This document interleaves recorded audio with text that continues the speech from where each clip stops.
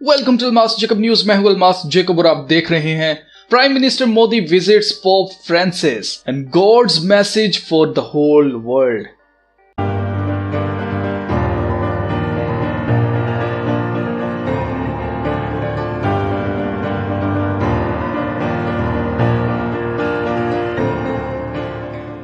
अजीजों, prime minister Modi ने visit किया pope Francis को और इसकी मीटिंग के ऊपर जो बातें हुई हैं वो हम आज की वीडियो में आपके साथ शेयर करेंगे। लेकिन इससे पहले मैं आपको बताना चाहता हूं इस पूरी मीटिंग का मेन पॉइंट क्या था।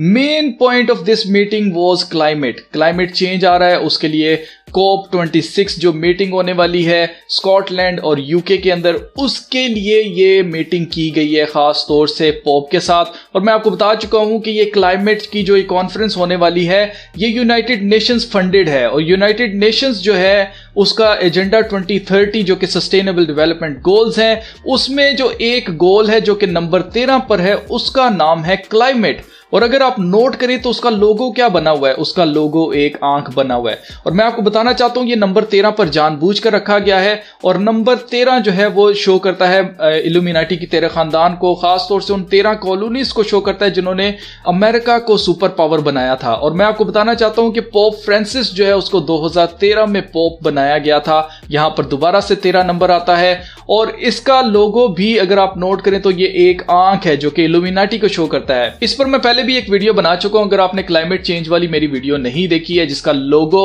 और जिसमें नंबर 13 जो है इसका मतलब मैंने बताया था, तो आप वो वीडियो जरूर देखें, आपको समझने में आसानी होगी। अब उस वीडियो में मैंने आपको ये बताया हुआ है कि यूनाइटेड नेशंस का कहना है कि एजेंडा नंबर 13 जो है अगर इसको पूरा कर लिया जाए तो बाकी सब के सब जो 17 के 17 सस्टेनेबल डेवलपमेंट गोल्स हैं वो खुद ब खुद ही पूरे हो जाएंगे। आप नोट कीजिए कि क्लाइमेट चेंज का एक ऐसा एजेंडा है जिसके ऊपर काम करने से बाकी सारे एजेंडास खुद ब खुद पूरे हो जाएंगे, कुछ करने की जरूरत नहीं है। सिर्फ क्लाइमेट चेंज जो है इसके ऊपर काम कर लो तो तुम्हारा जो एजेंडास हैं बाकी के सारे पूरे हो जाएंगे। अब क्लाइमेट चेंज का एजेंडा क्या है? वो है डीपॉपुलेशन एजेंडा, यानी कि दुनिया के अंदर से आबादी को कम करना। वो कैसे किया जाएगा? नए बच्चे इस दुनिया में कम लाए जाएं और जो लोग बूढ़े हो चुके हैं उनको खैराबाद कहा जाए। अब आप अच्छी तरह से जानते हैं कि COP26 जो कि कॉन्फ्रेंस है यूनाइटेड नेशंस की क्लाइमेट चेंज के ऊपर, जो कि 26वीं कॉन्फ्रेंस है, इससे पहले पीएम मोदी जो है वो विजिट कर रहा है सबको, खास तौर से जैसे इसने पोप को विजिट किया और फिर इसराइल को विजिट किया।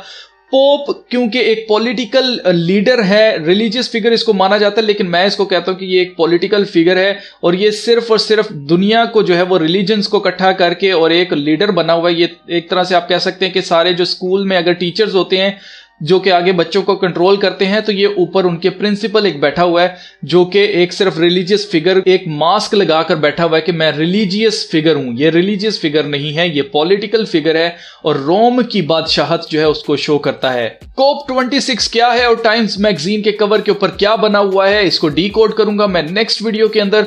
आज की वीडियो में हम बात करेंगे कि मोदी की जो मीटिंग है पोप के साथ वो कितनी सिग्निफिकेंट है और इसका क्या असर होने वाला है इंडिया के ऊपर, और खास तौर से खुदा ने इसमें क्या मैसेज दिया है हम सबको, वो हमारे लिए जानना बहुत जरूरी है। अब सबसे पहले मैं आपको बताना चाहता हूं कि इंडिया के अंदर ये बहुत ज्यादा लोग बातें कर रहे हैं और उनको लग रहा है कि पीएम मोदी को जो है वो बुलाया है पोप ने अपने पास प्राइम मिनिस्टर मोदी की झाड़पोछ करने के लिए, यानी कि उसको पूछा जाए कि जी तुम जो जुल्म कर रहे हो मसीहियों के ऊपर अपने मुल्क के अंदर, उस पर हम बात करने के लिए, उसको टैकल करने के लिए। जी नहीं, ऐसा कुछ नहीं है। वो सिर्फ और सिर्फ क्लाइमेट चेंज को टैकल कैसे किया जाएगा उसके ऊपर बात करने के लिए वहां पर गया है। और जैसा मैंने आपसे कहा कि पोप किसी सूरत भी रिलीजियस फिगर नहीं है, इसने सिर्फ मुखौटा पहना हुआ है। असल में ये पॉलिटिकल गोल्स को ही पूरा करने के लिए एक प्यादा है, एक ऐसा स्ट्रॉन्ग प्यादा है जिसको पीछे से, जिसकी स्ट्रिंग्स पुल करते हैं वो लोग जो कि पर्दे के पीछे से इनको फंड करते हैं। तो मैं आपको बताना चाहता हूं कि मोदी ने और पोप ने आपस में गिफ्ट्स जो हैं वो एक्सचेंज किए थे। मोदी ने जो गिफ्ट्स दिए हैं उनके ऊपर आपने गौर करना है। मोदी ने पोप को गिफ्ट दिया था एक कैंडल लाइट स्टैंड। अब जब आप किसी के घर जाते हैं तो आप सोच के समझ कर जाते हैं कि यार मैं क्या गिफ्ट दूं, एक ऐसी सेलिब्रिटी के पास मैं जा रहा हूं, एक ऐसे बंदे के पास मैं जा रहा हूं जिसकी बहुत ज्यादा फैन फॉलोइंग है, उसको मैं क्या दूं, क्या ऐसा गिफ्ट मैं उसको दूं कि उसको मैं याद भी रहूं हमेशा तक और वो जो चीज है उसके काम भी आए। तो इसने कैंडल लाइट स्टैंड जो है वो गिफ्ट किया पोप को। मैं आपको बताना चाहता हूं कि ये लोग एक ही गोल के ऊपर काम करने वाले, ये मशल को शो करता है, चाहे कैंडल हो चाहे मशल हो, लाइट जलाने वाली जो काम है ये फ्री मेसनरी को शो करता है। और खास तौर से लूसीफर को मानने वाले ये लोग हैं, क्योंकि लूसीफर जो है उसको माना जाता है कि वो लाइट बेरर है, उसके पास सारी नॉलेज है, सारा इल्म है, जिसकी वजह से यहां पर कैंडल लाइट स्टैंड जो है वो दिया है गिफ्ट मोदी ने पोप को। इसके अलावा इसने एक किताब दी है जिसके अंदर इंडिया की सारी एफर्ट्स लिखी हैं कि क्लाइमेट चेंज के लिए इन्होंने अभी तक क्या एफर्ट्स किए हैं। तो ये रिपोर्ट क्यों पेश की है पीएम मोदी ने पोप को, तो उसकी रीजन ये है कि ये इनको जवाबदेह है। जी हां, इंडिया जवाबदेह है पोप को, इंडिया जवाबदेह है इसराइल को, इंडिया जवाबदेह है यूके को, इंडिया जवाबदेह है हर उन माई बाप को जो कि इनको फंड करते हैं। अब कैंडल लाइट स्टैंड जो है वो इसको शो करता है कि ये यहां पर लाइट की बात करने आया था और लूसीफर की बात करने आया था, उसी एजेंडा पर सेम पेज पर है। और क्लाइमेट चेंज के ऊपर रिपोर्ट इसलिए दी क्योंकि आगे कोप 26 होने वाली है। अब पोप ने जो इसको तोहफा दिया है, एक ब्रॉन्ज की प्लेट दी है जिसके ऊपर बिब्लिकल वर्स लिखी है ओल्ड टेस्टमेंट से, आइजाया चैप्टर 32 वर्स 15 है, जिसमें लिखा है ता वक्त के आलमे बाला से हम पर रूह नाजिल ना हो और बियाबान शादाब मैदान ना बने और शादाब मैदान जंगल ना गिना जाए। अब ये वर्स अगर हम देखें तो यहां पर हमें नोट करनी है कुछ चीजें, वो है वक्त, और दूसरी चीज हमें नोट करनी है शादाब मैदान। शादाब मैदान कहते हैं हरे भरे मैदान को या हरे भरे जंगल को, या एक ऐसी जगह को, खुशनुमा जगह को कहा जाता है। अब मैं आपको बताना चाहता हूं यहां पर वक्त और शादाब मैदान जानबूझकर लिया गया, ऐसी वर्स ली गई है जिसमें वक्त का जिक्र हो। अगर आप टाइम मैगजीन के कवर के ऊपर देखेंगे तो वहां पर लिखा हुआ है लास्ट कॉल, यानी कि दिस इज टाइम। और इन्होंने इसकी जो मेन लाइन है वो भी इन्होंने ये लिखी है टाइम्स मैगजीन ने कि अब टाइम नहीं है कि अब हम लोगों के तरले करें, अब टाइम है एक्शन लेने का, अब टाइम है काम करने का। और शादाब मैदान जो है आपको पता है कि जगह जगह दरख्त जो है वो लगाए जा रहे हैं क्लाइमेट चेंज से लड़ने के लिए, तो यहां पर शादाब मैदान जानबूझकर यूज किया गया है। मजीद अगर आप नोट करें तो ये वर्स आउट ऑफ कॉन्टेक्स्ट निकाली गई है, सिर्फ अपने मकसद के लिए इस्तेमाल करने के लिए। और इसका कॉन्टेक्स्ट अगर आप देखेंगे तो आपको समझ आएगी कि यहां पर खुदा जो है वो बेसिकली कौम इसराइल और अपने लोगों के बारे में बात कर रहा है कि जो भी इसराइल के खुदा पर ईमान रखने वाले लोग हैं उनके साथ क्या होने को है। और प्रोफेसी की ये किताब मानी जाती है यसाया की।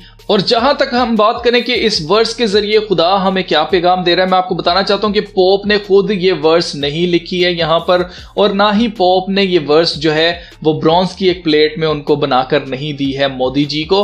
बेसिकली पोप ने ये काम किसी को दिया होगा, उसके जरिए खुदा ने अपने कलाम को इस्तेमाल किया है पूरी दुनिया को मैसेज देने के लिए। और इसमें मैसेज हमारे लिए ये है कि जब तक आलमे बाला से, यानी कि आसमान से जब तक हम पर रूह नाजिल ना हो, यानी कि जब तक हम पर खुदा का पाक रूह ना आए, कोई फायदा नहीं है। जितने मर्जी शादाब हरे भरे दरख्त लगा लो, जितना मर्जी मैदान बना लो, खुशनुमा बना लो, कोई फायदा नहीं जब तक खुदा की तरफ से आपके ऊपर रूह नाजिल ना हो।